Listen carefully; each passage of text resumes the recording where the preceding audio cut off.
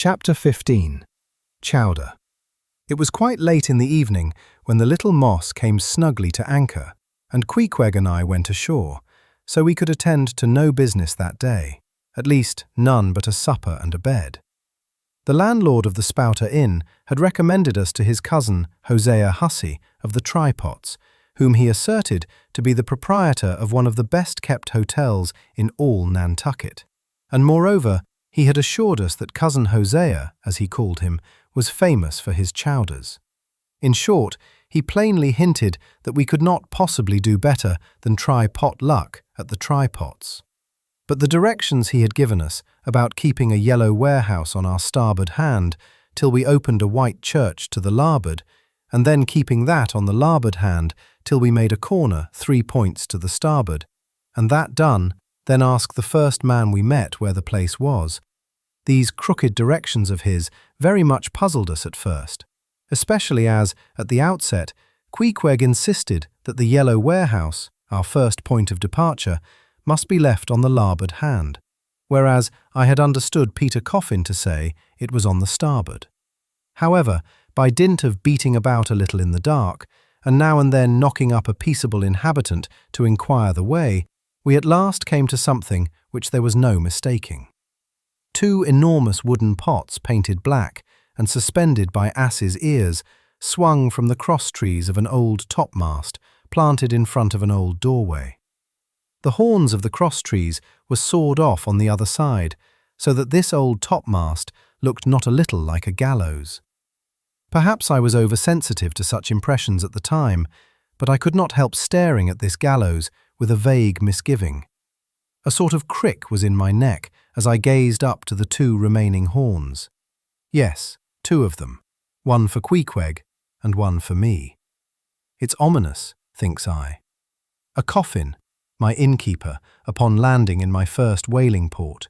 Tombstones staring at me in the whaleman's chapel, and here a gallows, and a pair of prodigious black pots too.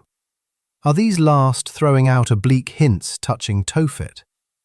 I was called from these reflections by the sight of a freckled woman with yellow hair and a yellow gown, standing in the porch of the inn, under a dull red lamp swinging there that looked much like an injured eye, and carrying on a brisk scolding with a man in a purple woolen shirt.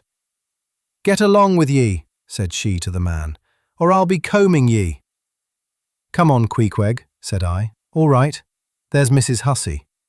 And so it turned out. Mr. Hussey being from home, but leaving Mrs. Hussey entirely competent to attend to all his affairs.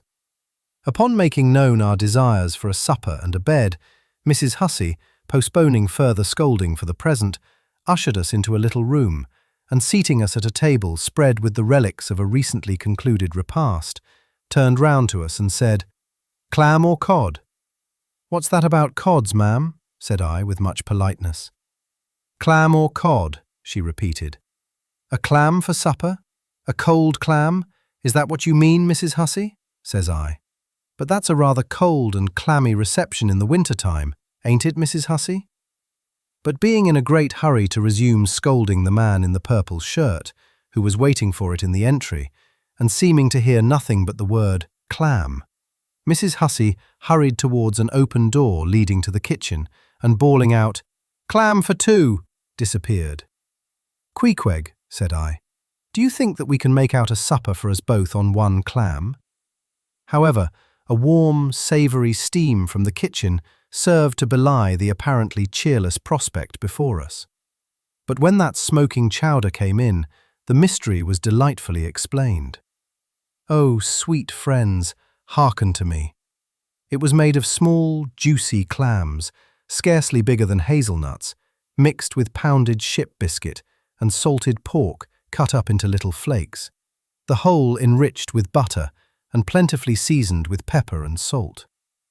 Our appetites being sharpened by the frosty voyage, and in particular Queequeg seeing his favourite fishing food before him, and the chowder being surpassingly excellent, we dispatched it with great expedition, when, leaning back a moment and bethinking me of Mrs. Hussey's clam and cod announcement, I thought I would try a little experiment.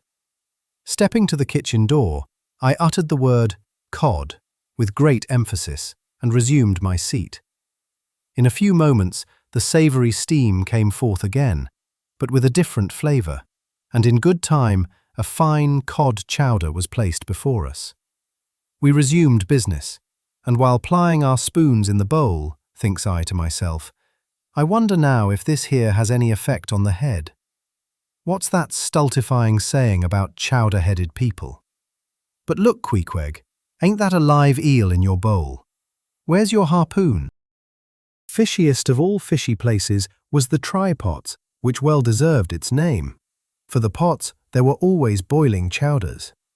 Chowder for breakfast, and chowder for dinner, and chowder for supper, till you began to look for fish bones coming through your clothes. The area before the house was paved with clamshells. Mrs. Hussey wore a polished necklace of codfish vertebra, and Hosea Hussey had his account books bound in superior old shark skin. There was a fishy flavour to the milk, too, which I could not at all account for, till one morning, happening to take a stroll along the beach among some fishermen's boats, I saw Hosea's brindled cow feeding on fish remnants and marching along the sand with each foot in a cod's decapitated head, looking very slipshod, I assure ye. Supper concluded, we received a lamp, and directions from Mrs. Hussey concerning the nearest way to bed. But, as Queequeg was about to precede me up the stairs, the lady reached forth her arm and demanded his harpoon. She allowed no harpoon in her chambers. "Why not?" said I. "Every true whaleman sleeps with his harpoon, but why not?" "Because it's dangerous," says she. "Ever since young Stiggs coming from that unfortunate voyage of his, when he was gone 4 years and a half, with only 3 barrels of ile, was found dead in my first-floor back, with his harpoon in his side. Ever since then, I allow no boarders to take such dangerous weapons in their rooms at night. So, Mr. Queequeg," for she had learned his name, "I will just take this here iron and keep it for you till morning. But the chowder, clam or cod tomorrow for breakfast, men?"